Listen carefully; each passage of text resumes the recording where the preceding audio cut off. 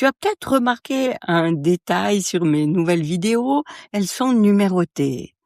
Et tous les shorts qui sont en lien avec cette vidéo portent le même numéro.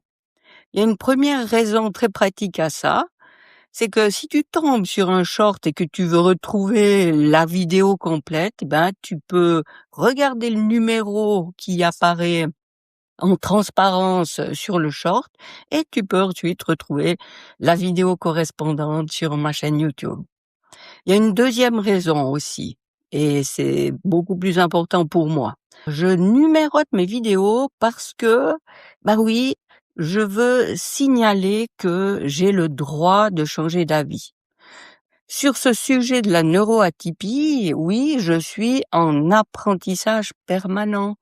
Donc, si dans la vidéo 7, par exemple, je dis quelque chose et que 5 ou 10 vidéos plus tard, je dis autre chose, voire même en totale contradiction avec ce que je disais, ça veut pas forcément dire que je me suis trompée ou que j'oublie ce que j'ai déjà dit.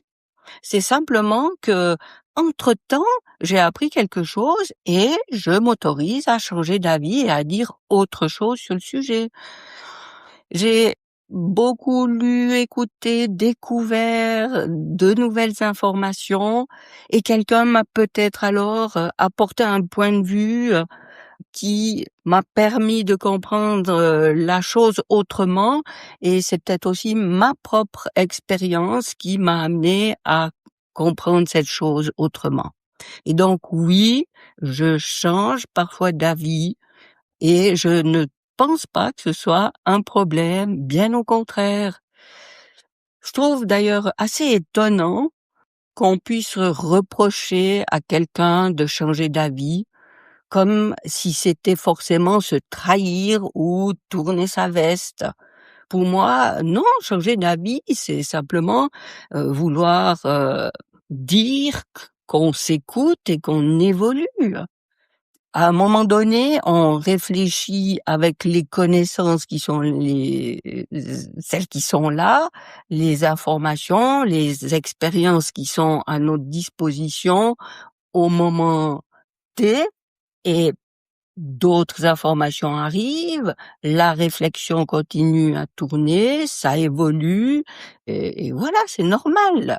Et d'ailleurs, j'aime beaucoup les discussions, les arguments qui viennent dire «Mais tu crois pas qu'on peut voir les choses comme ça? On n'est pas d'accord», mais on explique pourquoi on n'est pas d'accord et ça permet à tout le monde d'évoluer, de découvrir, et je trouve ça formidable.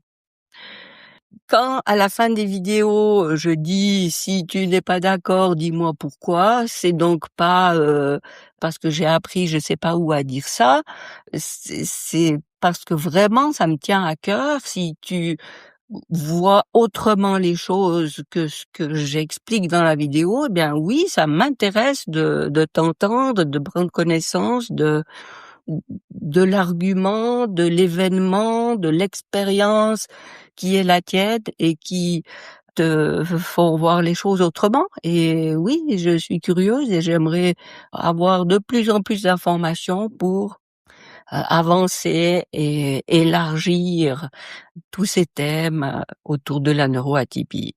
Donc jamais, quand je partage quelque chose, j'ai cette intention de dire: «J'ai raison, et si vous pensez autrement, vous dites n'importe quoi». Non, vraiment, ce qui m'intéresse, c'est plutôt: «Dis-moi, ah oui, ben là, il y a un truc que je sais pas, donc explique-moi, partage-moi», et c'est très enrichissant.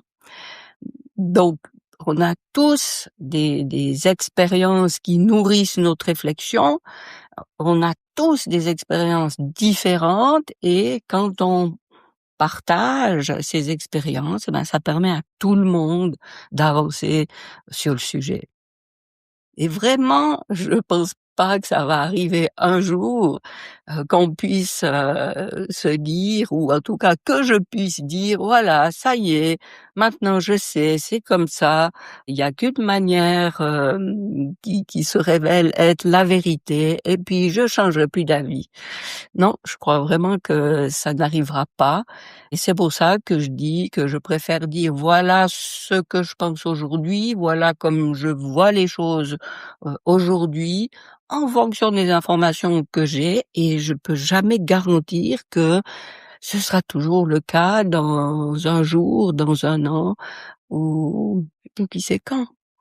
Donc c'est pas seulement quelque chose que je pense vraiment, c'est quelque chose que je défends et je reste, donc ouverte à cette possibilité, voire même à cet espoir que je vais, tout le temps, découvrir des éléments qui vont me faire changer d'avis.